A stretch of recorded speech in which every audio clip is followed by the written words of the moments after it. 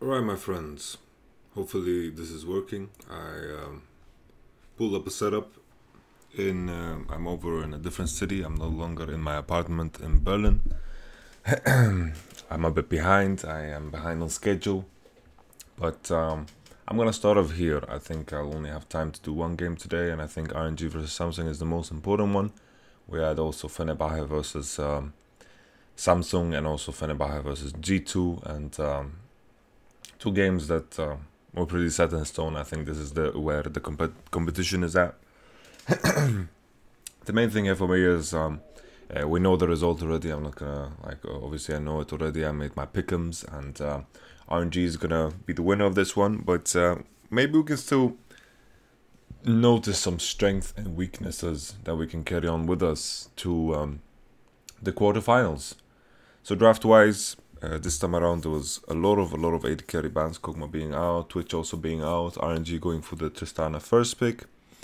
We saw in a lot of games, there was a lot of critics aimed towards a lot of teams saying, oh, they didn't pick Janna and so on. But there's been some days where people teams prioritize Lulu and it's winning, and teams are prioritizing Janna and it's winning. And I think sometimes the win ratios of champions get skewed because Janna and Lulu tend to be in every game, right? And Janna has had a lot more success, but this is something that could change as we get further into the tournament, because teams and bot lanes can actually utilize the strength of Lulu in her lane phase. And also on top of that, the obvious strengths for Lulu is that her lane phase is better than Janna's, and also she synergizes better with the AD carries that can reach that hyper carry state. Like, there's the reason why we never see Xayah Lulu together, because she just doesn't have this long range. So you'd rather have like Janna Xayah, because you can push the bot lane, it synergizes well for the lane, and on top of that you also bring a lot of utility to your team. Of course, Xayah scales very well into the game, but her main strength is not the range. So Tristana and Kog'Maw are champions that work together perfectly with Lulu because of the range, and they are champions that can take over games by themselves, while Xayah in some situations can, but in a lot of situations can't, because let's say she's playing against Tristana, then Xayah Lulu is not going to be like the main contributing factor in the later parts of the game, because Tristana is going to outrange Xayah and be able to hit her without her trading back. So that is the main difference. See, Tristana first picked a lot of I think the Korean teams and also a lot of the Chinese teams tend to be happy with both outcomes, where they get both Lulu and Janna. I think the first pick Tristana is definitely agreeable here, considering there is a lot of AD carry bans. It's going to put Samsung in a position where they will have to play the Varus. Sure, you could play some other crap that no one really thinks about, but Varus has been the go-to AD in a lot of cases. We have seen Varus picked into Tristana as well because of Varus early spiking and Varus being a bit stronger in lane. Samsung, of course, also take the jungler that has had the most success. I like the fact that RNG go for the Galio here. The main thing to consider is that, sure, Gragas is open, MLXG plays Gragas, and Gragas would be like the third tank jungler to pick. But Galio gives you a lot more flexibility when it comes to what you need to play in the jungle role. Because I think what was noticeable in how Cloud9 played when they played these carry junglers, or whatever you want to call them, the Ezreal, the Graves, then they ran into this problem when they are even or behind in a game. It is very hard for them to contest vision if impact is not around. And I think the most obvious game that we saw was SK Telecom versus C9, when impact was forced to be in bot lane the entire game because of this Jace pick. And there was a massive problem for C9 that they couldn't face check any space. They couldn't really walk up either because they had this Ezreal pickup. And sure, maybe in that situation when they are behind, maybe they can't do much, but that's also a contributing factor. but in a game when they would be even 2, they would run into the same problem. So Galio, I think, is stronger on red side for sure, but on blue side is fine as well, because you can actually blind pick Galio mid and be fine most of the time. Samsung are kind of forced to pick AD carry third here, considering that we all know that Varus would be the go-to AD carry pick with these 4 bans, right? Kalista Sander ban, Kog'Maw out, Twitch out, and Xayah out. Sure, people could play Ashe and something else, but Varus is going to be the priority here. And when Galio is picked, the best picks into Galio can be banned out in a case where Galio just needs to be blind picked into mid lane. You don't want to blind pick Galio into top lane, right? Because there's a lot of AD champions that can do very well into Galio. Even though Galio can push most matchups very early on in the game. Picking Galio here, knowing that enemy team is going to ban junglers, seems like RNG are completely happy with this. There's Gragas to play, there's also MLXG Lee Sin. I think we've seen it, maybe this is the 3rd time in the tournament, and Lee Sin, you know, I think if you are mechanically good on Lee Sin, I think it can work, but you know, stat wise, definitely it's a weaker jungler than most. You know, in a lot of cases here, I think there's an argument for picking other stuff, like for example, I don't know, Kha'Zix, but Kha'Zix definitely does worse against Lulu than Lee Sin. And I think whenever there's a player that is known for being a very good Lee Sin, I think it's acceptable for me, and MLXG is definitely one of the best Lee Sins at this tournament. So back to it, like RNG are picking Galio, and then Samsung get the opportunity to ban junglers. Nidalee goes out, Rek'Sai goes out. So this is already there. It's I don't know, maybe you could say it's wrong bans, but like Nidalee, I think it's kind of strange. We haven't seen Nidalee too much. I don't think Nidalee is that good. But I remember watching this game, the broadcast, and I remember the caster saying something about MLG and Nidalee and solo queue or something of the matter, but I don't want to focus on the bans too much. Syndra becomes the blind pick for Samsung. Obviously, they don't know where Galio is going, and I don't know. I'm not too sure if I'm too big of a fan of it. I think Orianna would be better. I think I like how SK Telecom are putting focus on Orianna. I think Orianna as a champion is a bit underrated in this tournament, and I think Galio has a good matchup into Syndra, in fact. But we had good bans from RNG, I believe. I think banning Talia and banning Ryze is the right approach if you're the one having Galio flex and you have to blind Galio into either mid or top. So the main thing here is they're going for Galio blind because they are banning the mid laners. Samsung just picks Syndra, which, you know, can go either way, but I think Galio has an edge early on, and I think it becomes a problem because Galio has a lot of pressure onto the side lanes, and then Syndra needs to reach some very late game numbers to be able to deal with Galio. Galio starts to fall off after 3 items, and he cannot compete with most mid laners after 3 items, even though he's always like a menace in the sense that he's very tanky and he's just fulfilling that role. You know, you can face shake bushes, you can also like follow up and so on. So Galio is a great champion. I think Galio has some insane win ratios at this tournament, and rightfully so.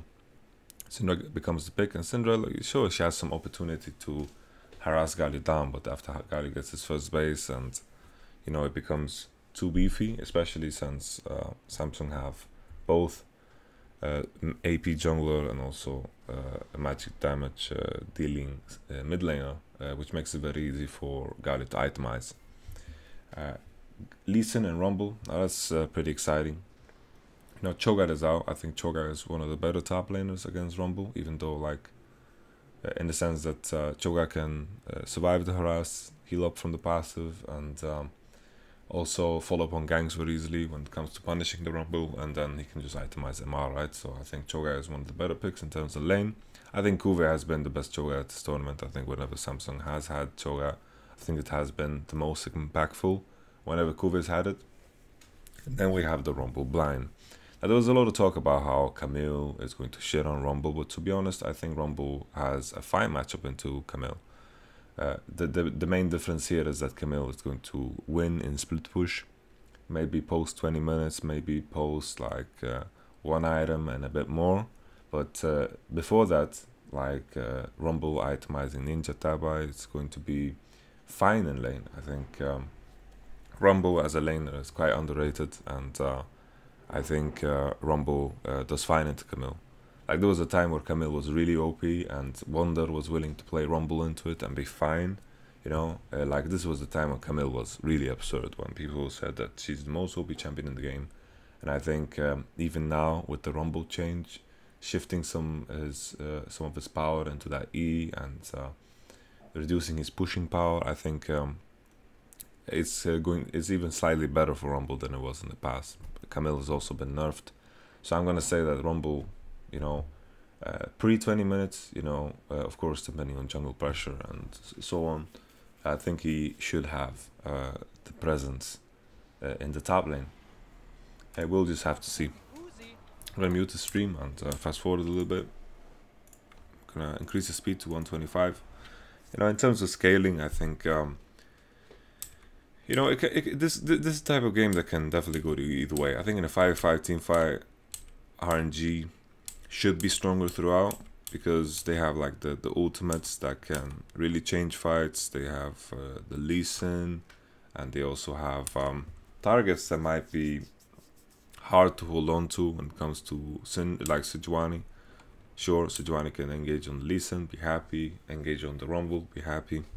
But these are champions that are going to try to find angles, and in general I think RNG are stronger in the 5v5.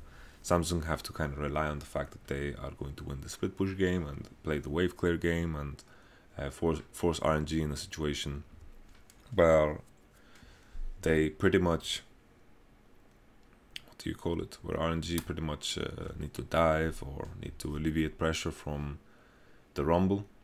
The main thing here is that RNG can trick around with their double TP. They can play with their Galio ultimate to deny some of the late game power of Camille, and they can get creative when it comes to shutting, of course, Samsung split push down. I think RNG's composition is better here. I think Samsung have to rely on getting an advantage bottom, and I think that's a hard thing to do against Galio mid lane. And RNG, if they are able to push once, maybe twice, and if they get a safe kind of transition into BF Sword, I think they can be very happy. So the main thing I just want to check here, MLXG did he get much of a leash? It doesn't look like it. Maybe a shield and then a couple of hits.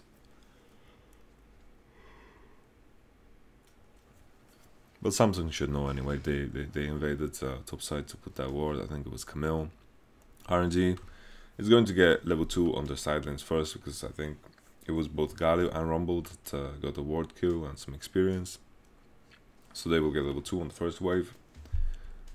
That might matter in some matchups. Maybe Galio can get a good trade, but if Syndra keeps the distance, he should be in no trouble at all. Holy. Ambition gets it though.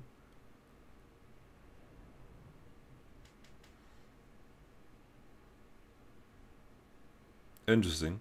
You know, it's quite risky in that sense that, you know, like to be fair, you know, it's not that risky because MSG could actually outtrade Ambition and take a good jungle camp. So even though he lost time running there, he did in fact chunk Ambition pretty hard, and Ambition, sure, he got his red buff. I still think it's a fine play. The risk is not that big for MLXG. It depends on what Sejuani gets out of it. If you know, if Sejuani could potentially invade the Raptors, then it's all fine, right? And then I think MLG is slightly behind. But in all senses of it, you know, I think both junglers are going to be okay. Galio is going for base, and Sejuani is just warding the Raptors. Not taking the risk of taking Raptors. It's very unclear what MLXG's next decision will be. It's hard for Ambition to know if the enemy jungler is taking his golems or if he's staying around. But to be fair, Kovi actually warded the top side, so he knows the exact pathing of MLXG.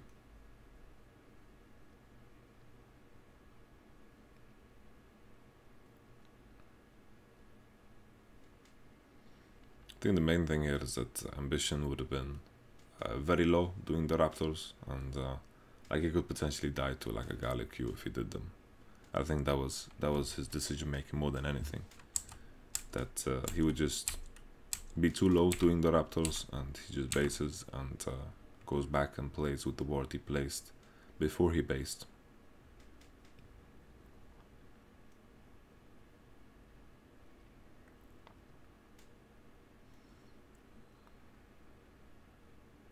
That's a flash. Ambition. Oh, wait.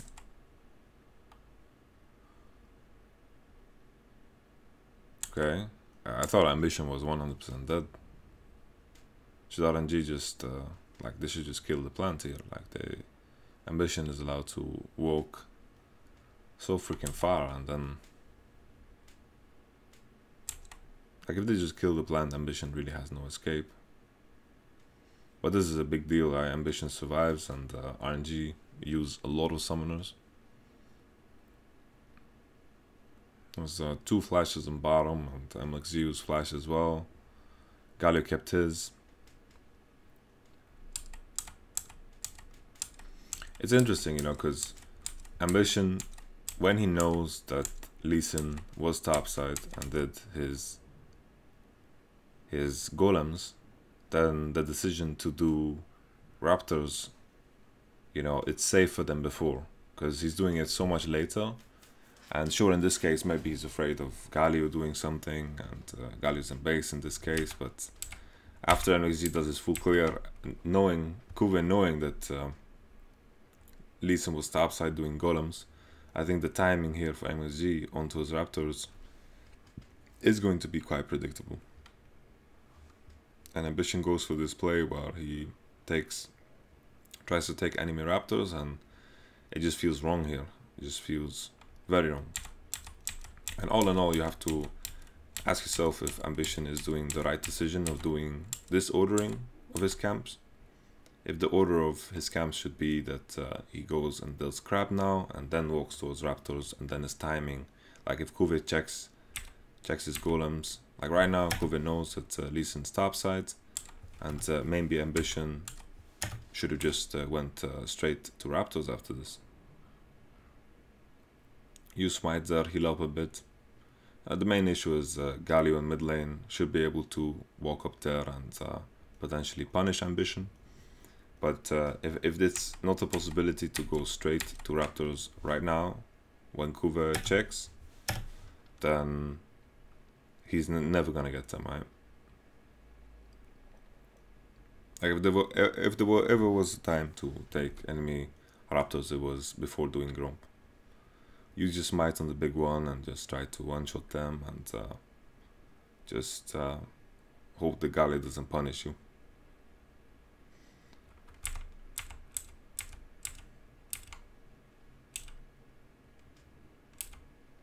Because right there, in this situation, I feel like the moment's kind of dead. Like Galio had priority in mid lane, he was walking in river, Ambition was smiting, right?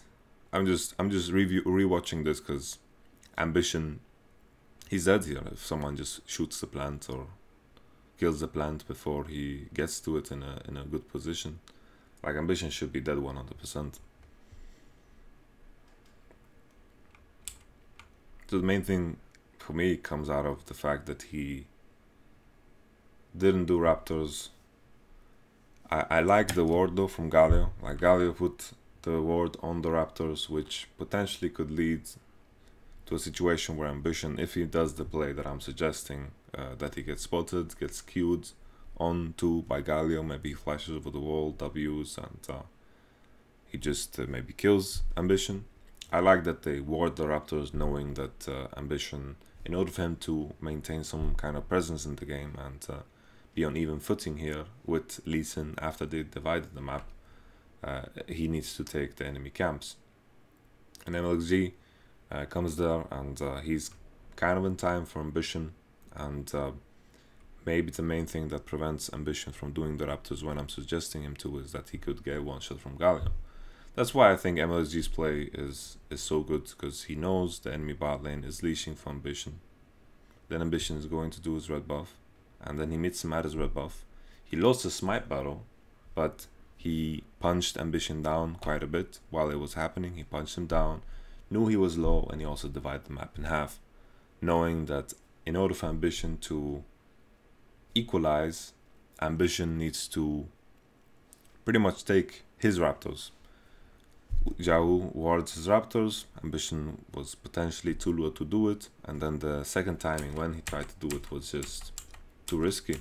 It was too risky. Like Galio had priority on his base, and then he walked into river,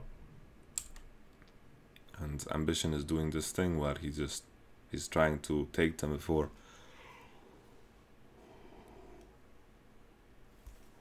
Lee Sin comes. But all in all, he knew the timing of Lee Sin on the golems,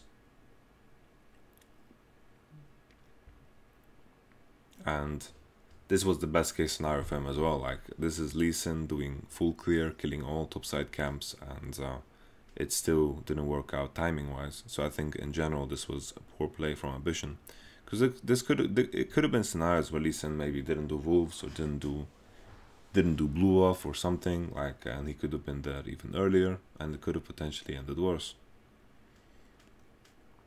Let me just maintaining his push up top. Pretty standard how this matchup should go. Kuvia is a great Camille though, and maybe we will see some early action from Kuvia up top. I think the next thing we need to pay attention to is what MSG decides to do with the Galio ultimate. I think he has an opportunity to pressure Ambition in his own jungle if MSG has a mid laner that gets priority, and ooh, Xiaohu with the trade.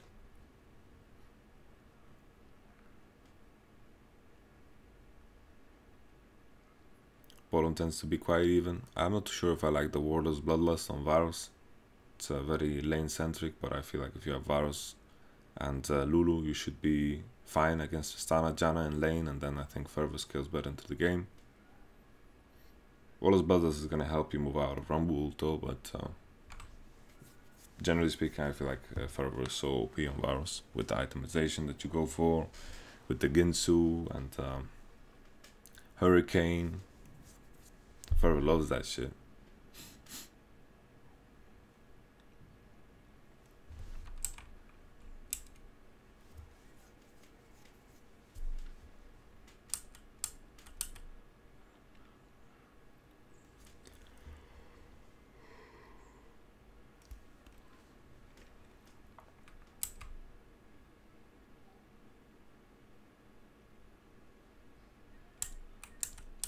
I just want to see now if Sejuani ever got spotted. So Sejuani gets spotted by a ward at the Raptors. She goes towards his red buff, and MSG is just seizing the opportunity. He's doing the Kondi play where he's just walking down bottom and creating pressure.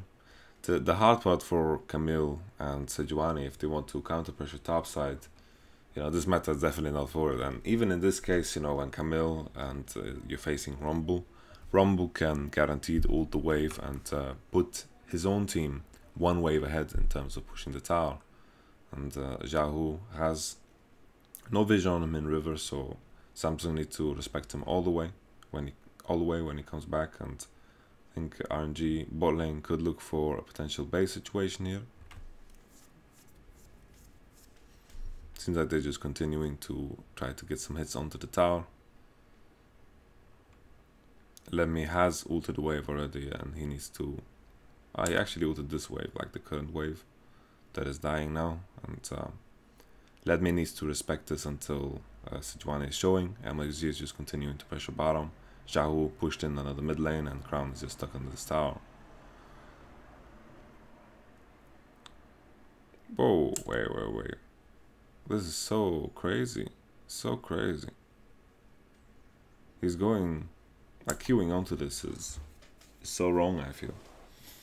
Like, the wave is coming, so they really don't need to dive yet. Like, they can just wait. Like, the wave is coming. Tristana and Janna cannot participate in this, and you can take aggro with your kick, right? If you take aggro with your kick, it's going to be better. taking this Q was this was season 6 MXG, you know. Great mechanics, but what was this, you know, in terms of decision making? Like the main thing here is that Tristana, Janna are still pushing the wave. The wave is not at the tower yet. The wave is coming in now. MXG is he just needs to wait, man. He just needs to wait, definitely. Like this is a great play from RNG, knowing that they have mid priority, they have bottom priority. It's an easy play to set up for them. They can commit to this just a bit later, and it's going to be all fine. The main issue for me is like if we think back and think about what Samsung could have done to prevent this, because this was a rough situation for Samsung regardless. Like the counter pressure from Samsung topside is not that big. It's a Rumble ultimate, and they're 100% getting out pressured, right? Because Camilo's not getting any heavy hits to the turret, and it's hard to imagine a scenario where Rumble doesn't get dove in unless Samsung are 3 people. But RNG here, they botched the dive big time, and I'm trying to figure out what the play is for Samsung to prevent it in the first place. Ambition does his reds, and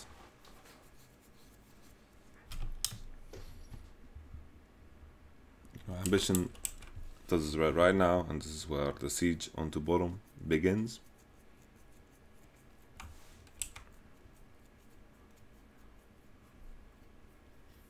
Like the 3v3 on bottom for Samsung is not that weak, but Galio's gonna have priority the entire time. He's going to be first in the bottom fights if something commences. So that is like a problem. A big problem, to be honest.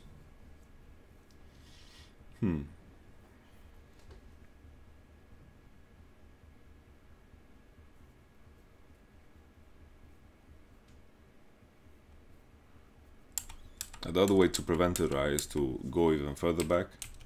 But you always run into the same problem, right? If you look to switch up the lane assignments, where the moment Ambition is bottom side, and he's doing this play, and he's here. Well, it's crazy to imagine that Channa and Tristana have priority in bottom. Had to give props to the RNG bot lane. They get priority onto this situation. MXG is looking to invade, even though he is like 1 level under Ambition. And Janna Tristana just get priority here, and there's nothing else to it. They get priority, they move to the situation first. Maybe Samsung should have moved here earlier. Like I'm thinking if they know they get pushed in, maybe they should just walk towards blue buff to begin with. Tristana and Janna have just like a better position on the wave as well. They are killing it from a very good position. Seems like a slow push has been building up. It's so hard to make guesses. I wish we had like a replay system that actually gave us every perspective. I think that could be really interesting. We could have like player focused reviews.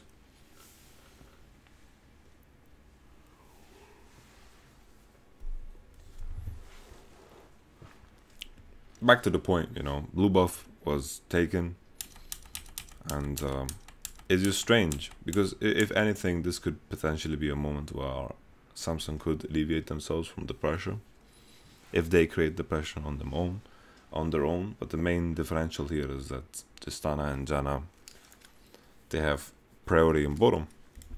There's nothing else to it. Like I'm looking at it, and Tristana and Janna are just using their priority in bottom. Because this forces Ambition to kind of continue his clear, because playing into bottom side is going to be useless. MXG plays it as wards, right, and it's all fine and dandy. Let me ult the wave, and then once again this strange dive. Like RNG just need to wait. Like there's no chance in hell that RNG get smashed in this situation. They just need to wait. That's all. They just need to wait. Something that I didn't point out earlier was that when Kuwait TP back to lane, Lebmi kept his TP and he TPs into the situation. I feel like it's kind of unnecessary. Like, even considering Rumble doesn't have his ultimate. Like, I think Rumble can just stay top, and RNG, if anything, they should just place a ward behind the tower, and then with this wave just dive as 4, because I think diving as 4 is completely enough in this case. Camille doesn't have TP, Crown was just showing in mid lane, worst case scenario. Sejuani shows up, but Sejuani was also shown on the top ward, knowing that Sejuani will do red buff. Sure, maybe Sejuani could skip Golem, so she could be here already, but then, you know, I think even in that situation it would be completely fine. I think the main issue once again is that RNG just go too soon, and you have to ask yourself if this TP is good to begin with here for Lebmi, because he doesn't have ultimate, and I just don't know if it's necessary if RNG execute properly.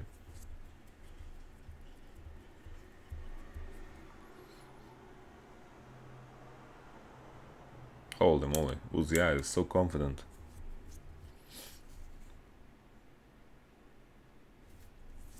I don't know if Uzi had to flash. Maybe if he just dropped his barrier and didn't flash out, maybe it would have been better.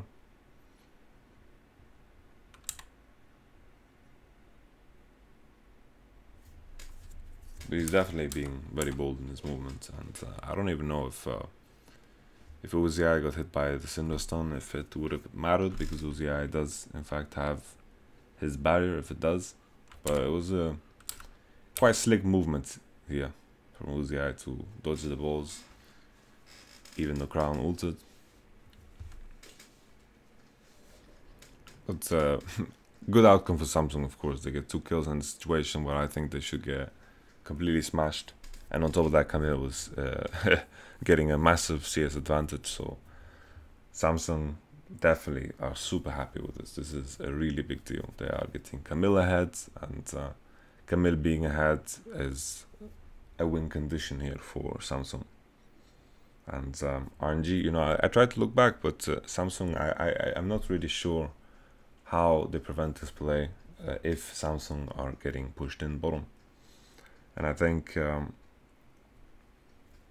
Ambition getting pressured early on, and Ambition for getting his flash force in that one situation, and being chased out of his own jungle, this matters. For sure this matters.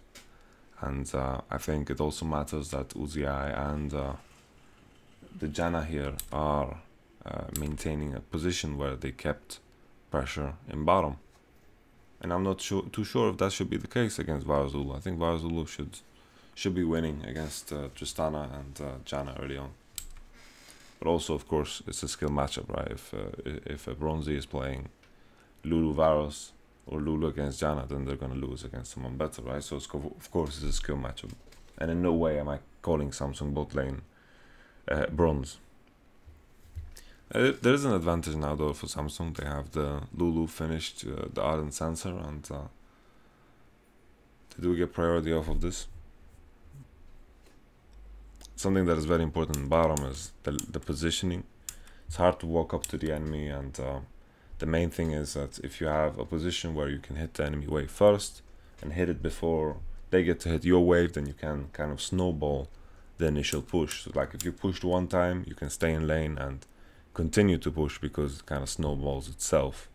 You push in, you gain that advantageous position, you take control of the bushes, and you can kind of snowball the push. That's why I highlighted that one time where Ambition was at his blue buff. If that was a situation where Samsung succeeded in, and Ambition could play into his bottom, then maybe Samsung would have been the ones pressuring the enemy team. But instead, Lee Sin got the blue buff, and RNG just went back to lane and continued the pressure. That's why I went back and took a look at this situation, because if anything, you know, Samsung should be able to create some kind of presence in bottom. The main thing here is that the one thing that I can highlight in favor of RNG and why they got the priority is that they're playing very well, and on top of that, they didn't leash for MXG. They just shielded him and went straight to bottom. So they pushed while Samsung was in fact leashing, and that matters a lot too. But in the end, they maintained push throughout, and that's what we have to give them credit for, because it kind of suffocates Samsung in their position.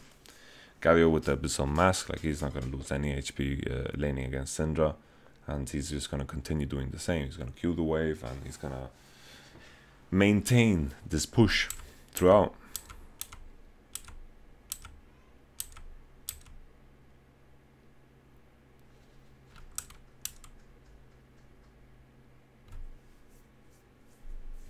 As MSG is continuously trying to play around bottom because the low turret, Kuvik can kind of snowball this advantage that he had, and Rumble has little information to work with, right? He pressed his ward button in lane and does a ward and try, which is going to keep him kind of safe from ganks, but generally speaking, Rumble is in a position where he needs to play very safe. He ulted the wave now, and he went back to base, and Camille is happy in this state of the game.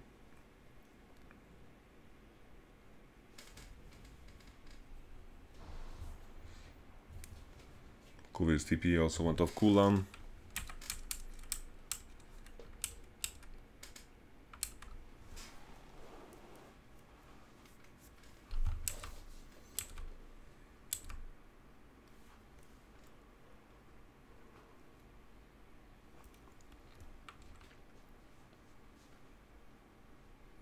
Interesting approach here from Samsung. MLG are just playing through mid lane. In a lot of cases, I say that you should play through mid lane and into the other side of the map, because it's hard for mid lanes to support if the enemy team have mid lane priority. But in this case, you know, they have Galio. He can join in on any fights that RNG might have in bottom, and RNG's play where they play through bottom is completely fine and safe. Ambition gets caught out, gets punished, tries to create something through mid lane, but it's kind of too late already. Like he's walking here, and the wave bottom is already dead. Like if he walked now, like imagine he was walking in now, and he would press ward now, and he would maybe kill the pink, then it would have been a completely different scenario. But he begins to walk in when RNG are already committing to the river. So he's very late here, and MSG catches onto him, and he does it very slick and quick. Ambition flashes, but to no use. He's trying to flash and then Q into the wall, but Galio is also there in position. So Ambition playing very sloppy this game, I would say.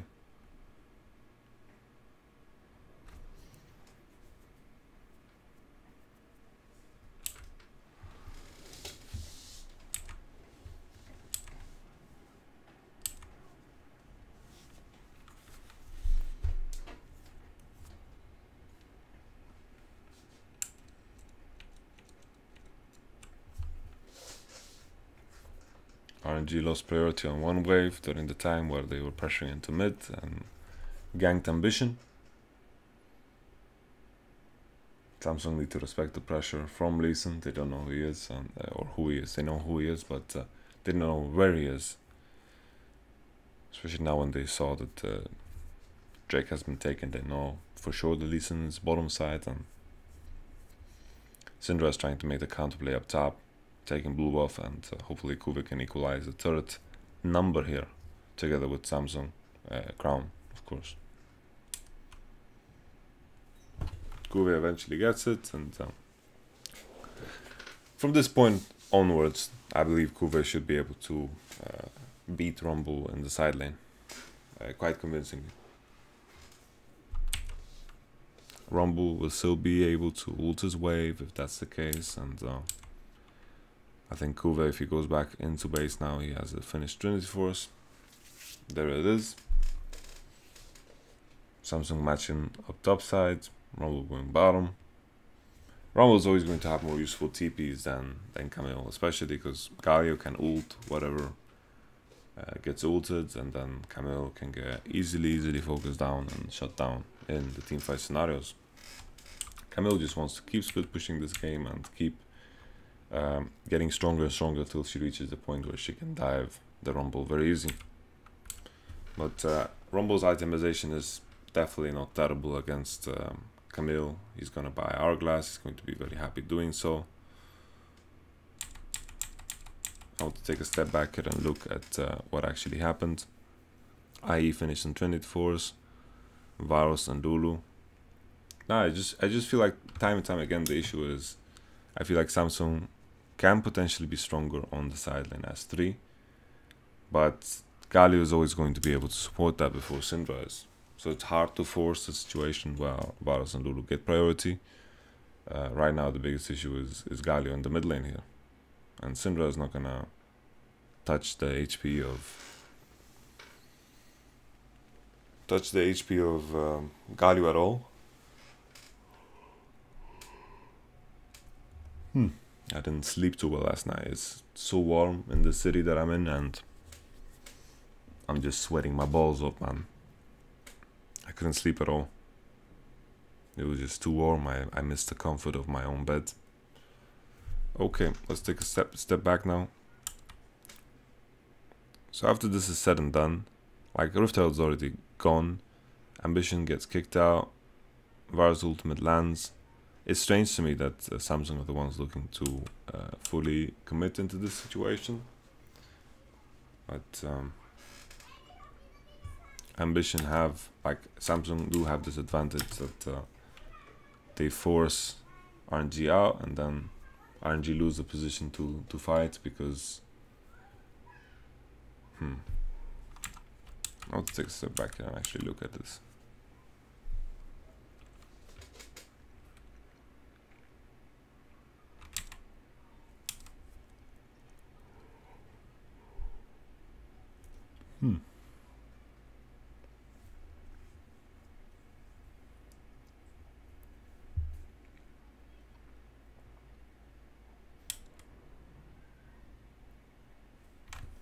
I don't know, I'm thinking if there could be a scenario where RNG just commit on Samsung's top side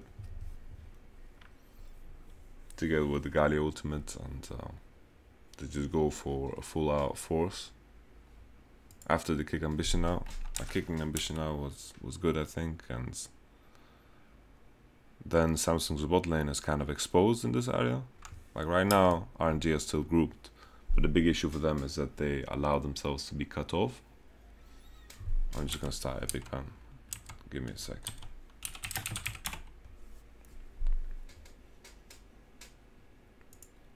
So right here, let me just full screen it up.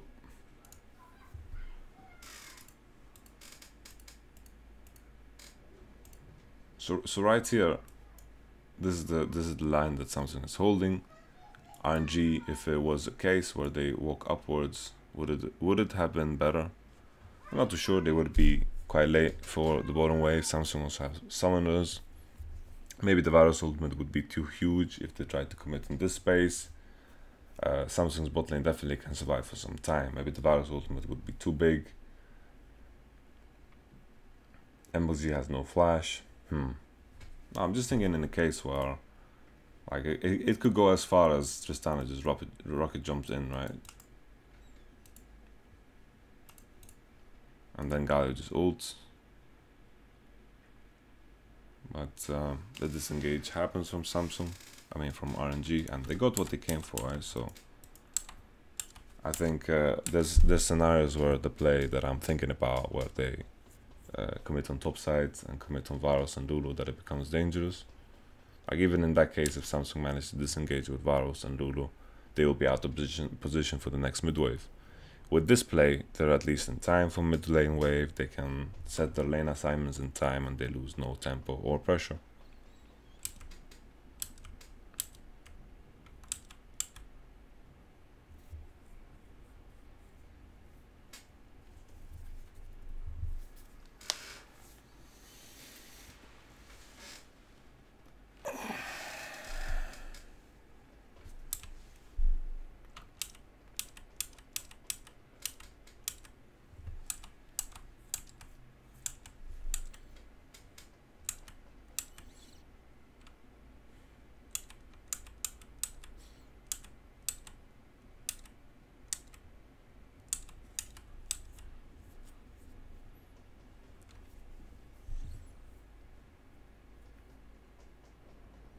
interesting how RNG play. Like they are pathing towards mid lane, and then when no one shows mid lane, they just walk straight to top side to clear the vision. And then afterwards, they have river control. Syndra shows up in mid, it's 1-1, and then Galio and Lee Sin push a river, which allows Uziai and Ming up top to get top priority. I think it's interesting how Uziai and Ming were walking towards mid lane, and then when Varus and Lulu showed up top, they just went there and caught the wave, and RNG knew that they could just get the pressure in the river up top side while this was going on.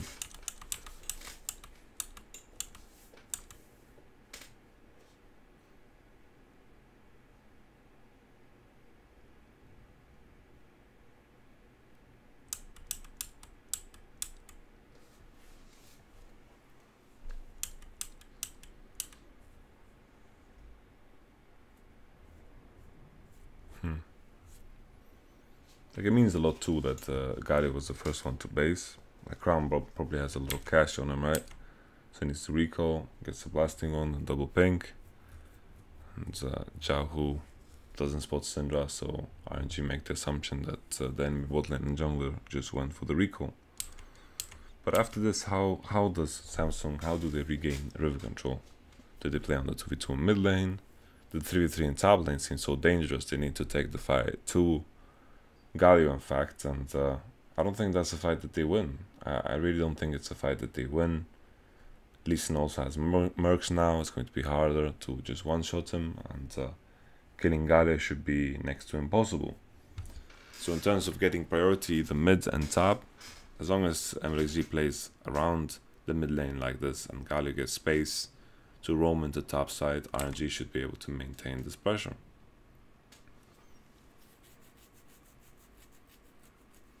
I think that becomes a massive problem for most teams when they face Galio, is that if you can't pressure onto the Galio and take over the river, then Galio is really good at transitioning the pressure to the rest of the map. Doesn't help that he has 2 kills as well.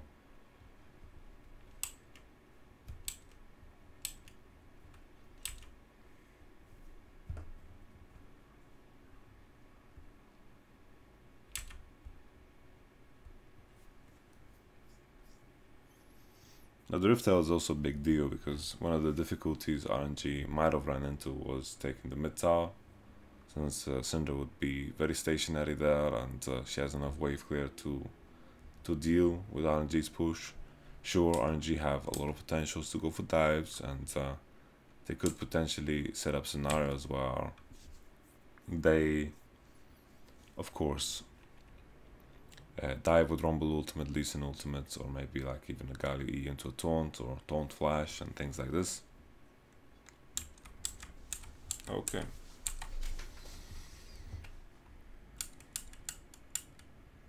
So Syndra gives mid priority, pushes the wave. I think this is what she needs to do. Like she needs to pretty much just ignore Galio, push the wave, and then just step into one side of the river.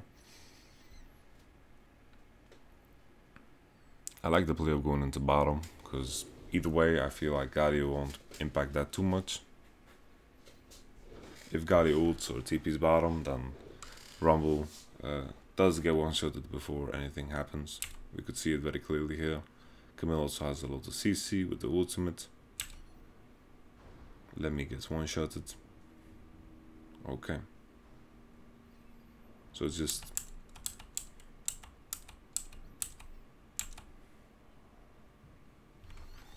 With Lemmy not knowing where Syndra is, he needs to play it kind of the same. Hope that RNG makes some kind of play on top side if he's going to be in a position where he doesn't get any CS, and he should just ult the wave pretty much. Because right now he has no information to work with, and he needs to kind of rely on the fact that RNG are willing to take the decision to pressure into top side.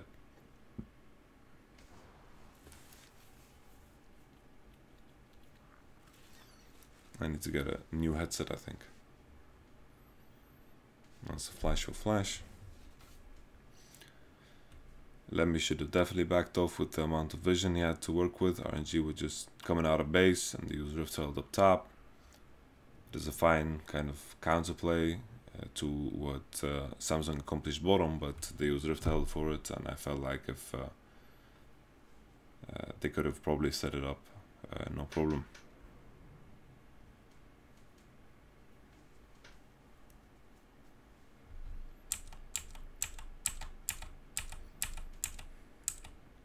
You know, the main thing here is they don't need Rift Herald, and if Rumble just survives here and ults the wave and potentially TP's top, then the situation is just so much better. Like, the tempo should be in RNG's favor, knowing they have Rift Herald if they want to use it.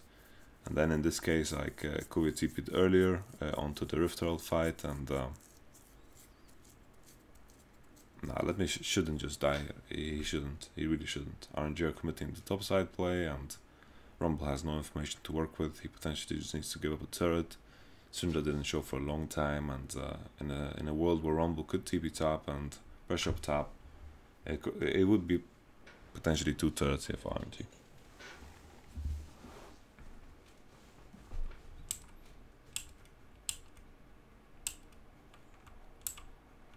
I'm not too sure if I like the Randuin's Omen here from Galio, knowing that the enemy team won't buy too much crit. I like the choice of either Righteous Glory. Like, Righteous Glory is not that necessary on Galio, but I would actually also like Thornmail. I think Thornmail would be good.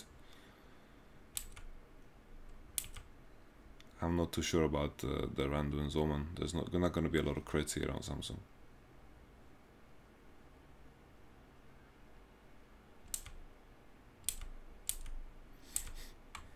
Whoa, whoa, whoa, whoa, whoa.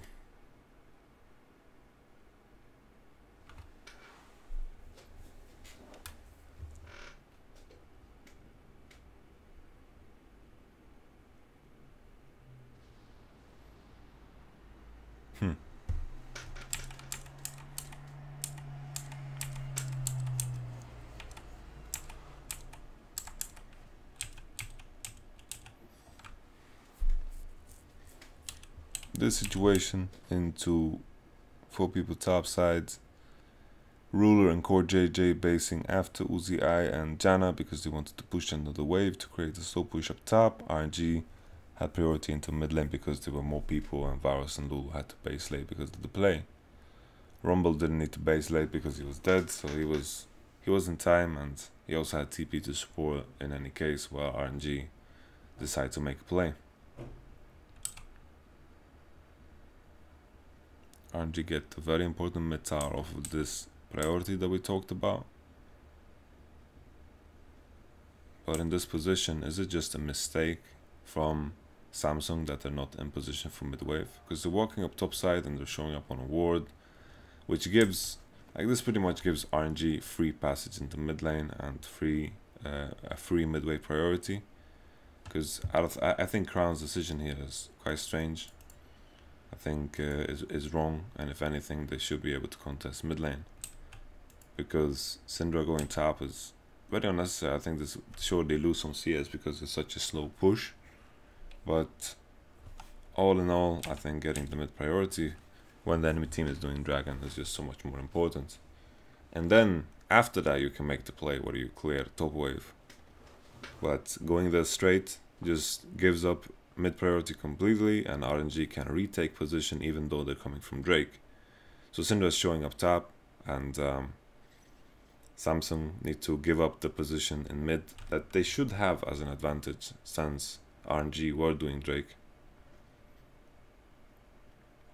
I'm not too big of a fan of this resort for Samsung where they're not playing the slow game where Camille gets to push and Camille gets to push and push and push, then potentially roam into mid lane and play around that fact, because it looks like what's coming up next is Samsung are just going for a fight.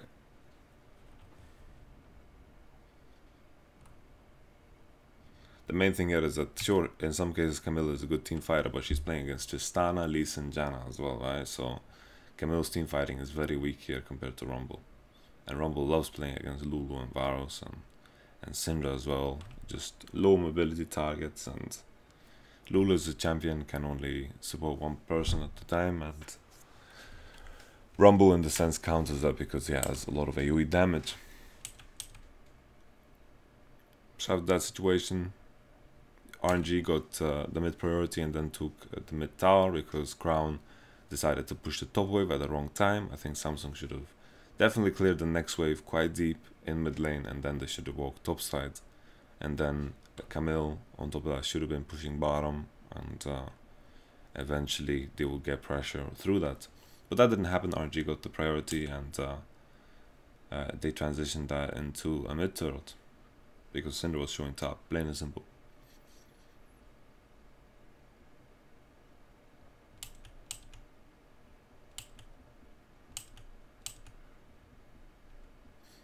During this entire ordeal, Ambition to get deep vision, and that's where Lee Sin gets spotted. The wolves get warded out, and you could also argue that in this position, maybe Samsung should have just ran straight to the enemy jungle to win time to be in position for this wave. But either way, I just feel like it's a mistake that the mid wave is in favor of RNG when Samsung weren't the ones doing Drake. But the deep wards from Vision definitely pay off. They get kill on the Lee Sin.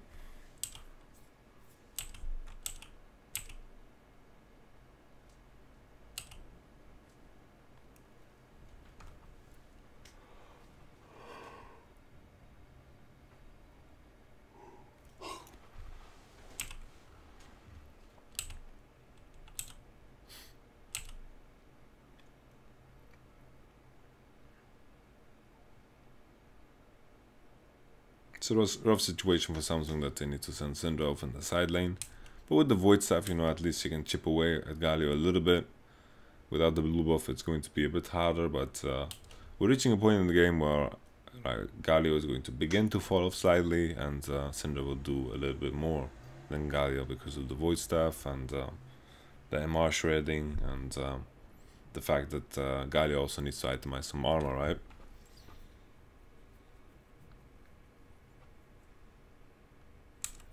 The main thing that gives us a goal difference in this game is the CS advantages that that Samsung have accumulated. And of course, while the previous play lost them the mid turret, Crown was taking a lot of side lane CS during this time, and a lot of CS went into the turret of RNG while they were pushing mid. So all in all, it's not that terrible.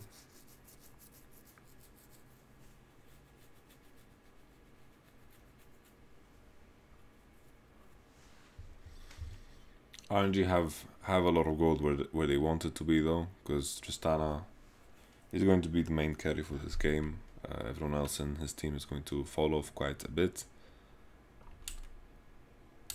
I think with the lack of fighting that's been going on, it's definitely in favor of Samsung. They just keep Camille on bottom, and I think we're reaching a point where Syndra can actually deal with Galio quite well. Uzi with the ranged advantage should get priority in mid lane.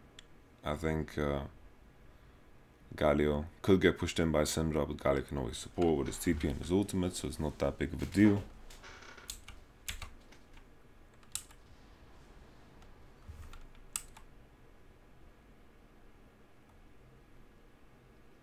Camille now with priority from mid lane. Let's see what she does.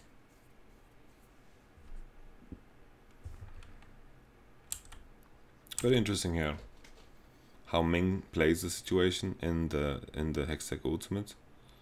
It's kind of wrong that Ming runs to like the end of the line, because if she runs towards the edge, that's the only way she doesn't knock. Like, this is the only way she doesn't knock Camille out of his ultimate. So if Janna just ults when Camille ults, then she's going to get knocked out.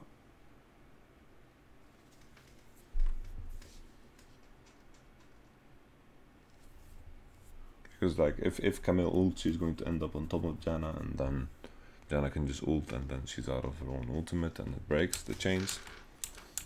But all in all, like, is this too early for Camille just to force? Like, sure, she has priority into bottom, and she's coming from a good angle, but RNG have spiked pretty hard. They have one item head on Tristana, and Galio and Rumble are still this is still mid game in that sense, and they are still quite powerful.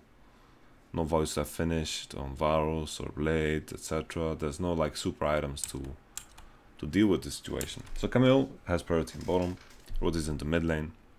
Uzi is forced to rocket jump, puts him in an awkward position, flashes very well. I think if anything, it would be interesting if Camille decided to ult the Tristana instead. The flash would have come out either way from Uzi, and then Camille would just follow after him over the wall.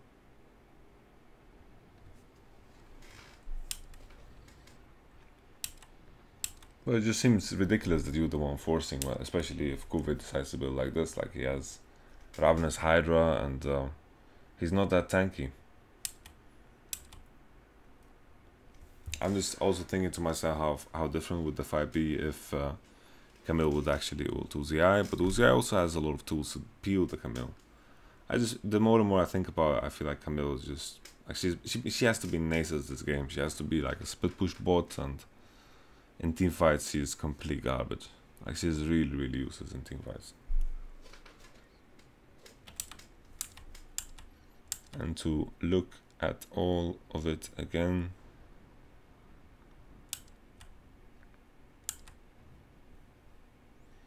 the disengage comes in plain and simple. Rumble barbecues the Varus, and then the flash taunt.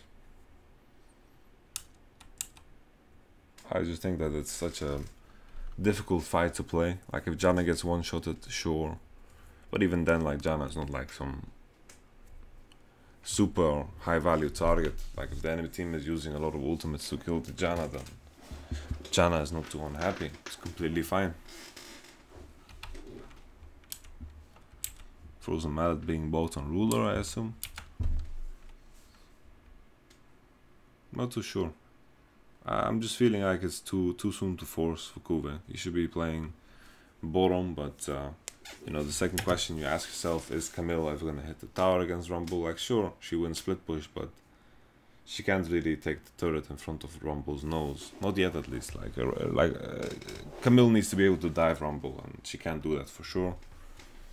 She roams into mid lane, and then, you know, looking at it, how can they approach it differently? Like, sure, she can push bottom, but then the question is, will Samsung get priority in mid lane versus Uzi with his big range advantage? I sincerely doubt it. Then you have to put into question the Camille pick. Was it good to begin with? I also sincerely doubt it.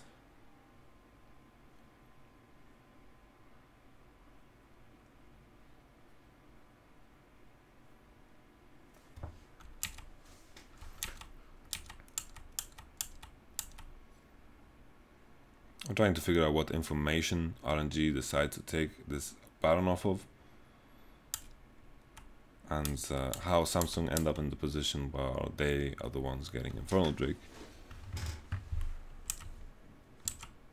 So it looks like RNG overstay quite a bit here to get the next turret, which puts them at a base disadvantage. They get the turret though, and then they base, and the other situation would be that RNG wouldn't take the mid tower and they would secure Infernal Drake for themselves, and I think that outcome is better, and they overstayed quite a bit in mid lane for taking the turret. But I don't know, like, I'm trying to look at this situation and see what they could have played mechanically differently, and Uzi already killed the wave, so this is not a fight about mid priority, this is just a fight to fight, right? And the timing becomes a bit wrong. Tristana jumps out, Varus ult doesn't land on anything. Like, this is a wasted Varus ultimate, right? And maybe, if anything, Samsung are just making the mistake of following up here instead of following the team that is fighting downwards. Like, if they just follow and funnel themselves into this space and kind of ignore this for now and just play into here, then it might be slightly better. The Rumble might hurt, right? But that's going to be the case regardless. Like, the Rumble will go down here, right? Which makes it a bit dangerous to follow up here. Like, Rumble would land and Uzi would be able to auto attack freely.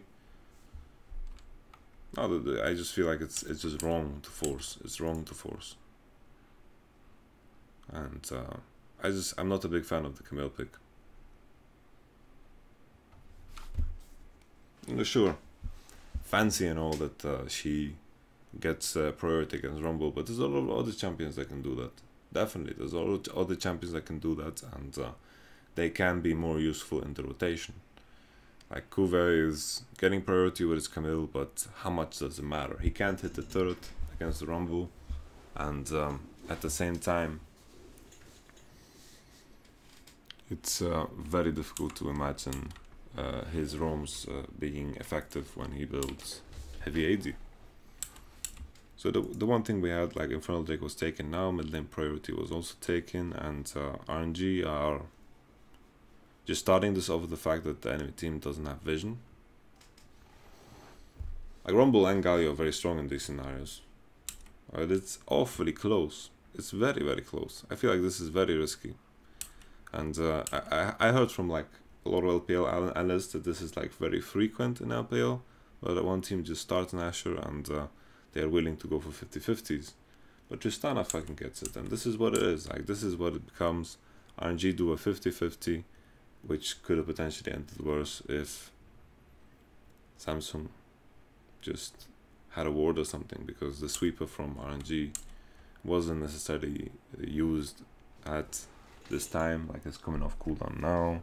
They pink warded the pit, and more than that, they just went for it. Like, there's still a ward in the pit that shows them very wide and clear. Like, that pink ward appeared eventually. Actually, this ward that I pointed out doesn't give them vision. It's just a dead ward that no one wants to punch to get gold of.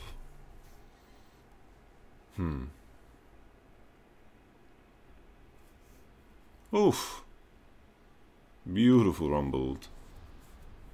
Very good rumbled. But this ultimate seems very risky. You know, it ends very well, no problem. But Samsung, you know, sure, they need to funnel themselves into a situation where Galio is going to be a very effective in Rumble too, and the Baron situation is straight up smite battle, nothing else. And Ambition got out, and they were just trying to force a fight once again after that. Samsung tried to walk in, and they just get Rumble ultimate and absolutely barbecued.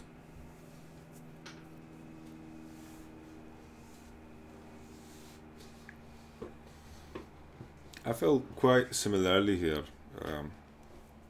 The last time we saw Samsung play against RNG, the first game that we saw was that Samsung's draft was a bit iffy.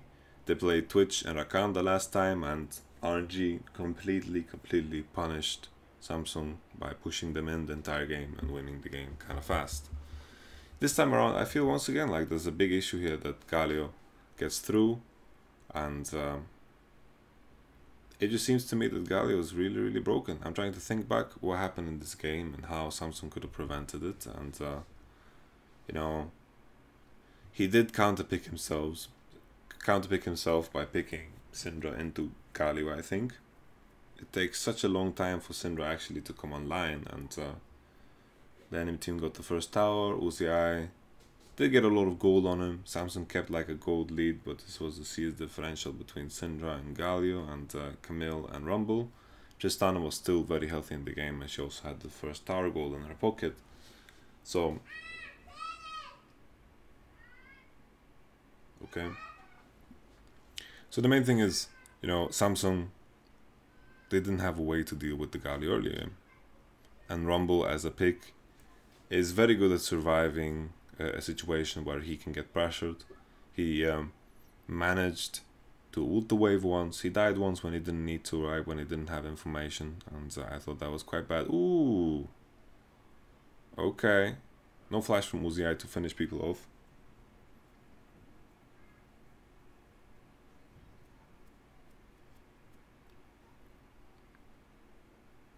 QSS from Uzi.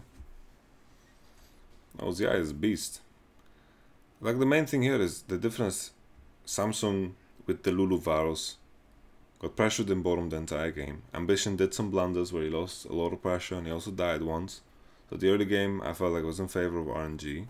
The goal differential wasn't that heavily in favor of RNG, but they were the ones committing to the plays and committing to the turrets.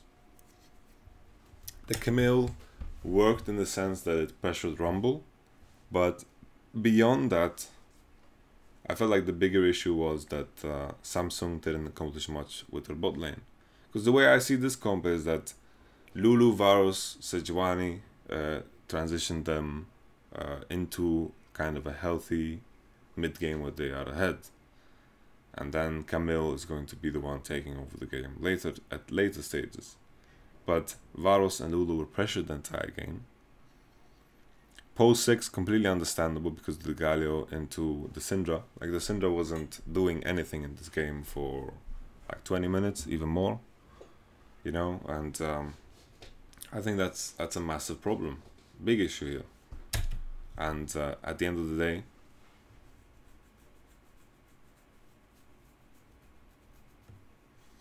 RNG take it home.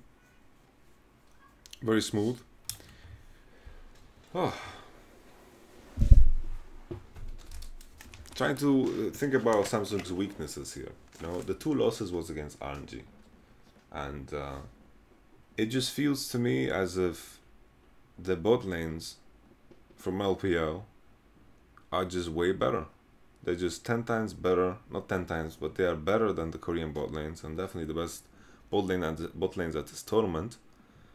And when I see these matchups like Varus Lulu, I just feel like they should be able to get an advantage. But the main difference here, I'm just trying to look at the differences of what happened. We have Warless, Bloodless on Varus, no Fervor, so Bloodless should be better in lane. But then Varus and Lulu leashed, which allowed Tristana and Janna to start pushing from level 1.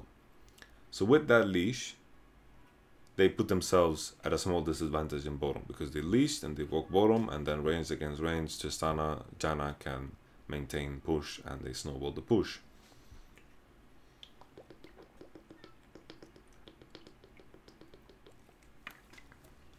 Then there was a situation where, you know, you can't necessarily blame Lee Sin for it, because Ambition was in fact bottom side for a large duration, and then Lee Sin did top side Raptor, top side Golems, top side Blue, Gromp, Wolves.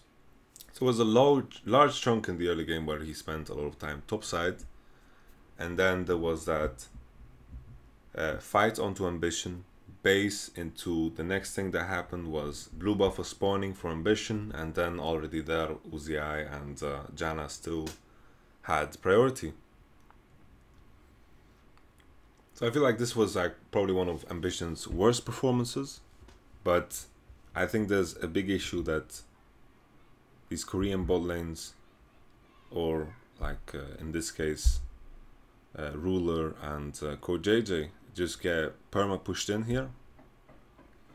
And eventually we had the situation where it's understandable that they were under pressure, that Galio was free to roam. Galio was 100% free to roam because he's laying against Syndra, he can push in, and Lee Sin was just playing into bot side, and the moment Ambition went to take his red buff, RNG committed to the idea of pressuring bottom and never came back from that. So from that point on, you know, I don't blame Samsung's bot lane, because Samsung in general had no answer to the fact that Galio was pressuring through mid lane, and he was very willing to sacrifice maybe some CS to commit to the bottom play. So after this, of course, I don't play Samsung's bot lane, but I'm just thinking about the previous, like pre-Galio level 6, they did in fact also struggle. So this is important to highlight, right? If they were just struggling post Galio 6, okay, you know, but they were also getting pushed in, and they were even in CS against Janna Tristana as Varus Lulu. So that is crazy to me. That is crazy. Like knowing that Uzi and Ming in this case can pressure these matchups is very impressive. That the main thing here is like the further we go into the tournament, I think Galio is going to be like first picked or permabanned. I think Galio is so broken. It's unbelievable how broken it is. I think you can. There's a lot of top laners that Galio can do fine against, but in mid lane, you know, there's not a lot of mid laners. I think the big difference is that the LPL mid laners seem more willing to play Lucian. I think Lucian could be a pick into Galio that can do very good. AD picks in general against Galio should be good. I think Talia is good, Malzahar is good, and hopefully we'll see more picks in this direction. But in this particular game, you know, Samsung straight up picked Syndra into Galio, and I think that is just counterintuitive. I think that's counterintuitive, and then I think Camille just doesn't belong in this game. You know, even though Camille is supposed to split push and do all this fancy jazz, if she has priority from bottom, her priority from bottom should be able to impact mid somehow. It's not that you, oh, I'm split pushing now, guys, I'm gonna get every turret. You know, it doesn't really work like that unless you reach like insane late game where Camille has all items and she can like one-shot Rumble onto the turret. But Rumble is going to be fine under the tower. If he goes away from his turret, of course Camille can all-in him and put him into situations where he is in trouble.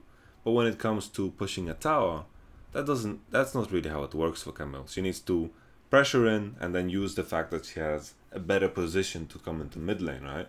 That is how you split push efficiently at a high level. You push in the wave, you transition that pressure into mid lane, and then you force the enemy top laner to TP in a team fight. But if you look at Camille as a pick in this game, Tristana hard counters Camille, Janna counters Camille, Lee Sin counters Camille, Galio, I would say, also counters Camille. Rumble, you know, doesn't counter Camille, but Rumble's itemization against Camille is very smooth. So draft-wise, you know, I think these are two games where RNG got out-drafted. I mean, RNG won draft. They also played better individually on the bottom side of the map, and then the rest of it, I think MLXG's invade was very creative. I think it put Ambition definitely on the back foot, and then Ambition, I felt like he made the wrong decision there for the Raptor. And you could have argued the point where Ambition just needed to give up those Raptors, and the biggest issue for him as well was that when he came down to bottom, Janna and Tristana were maintaining the wave in a very good position.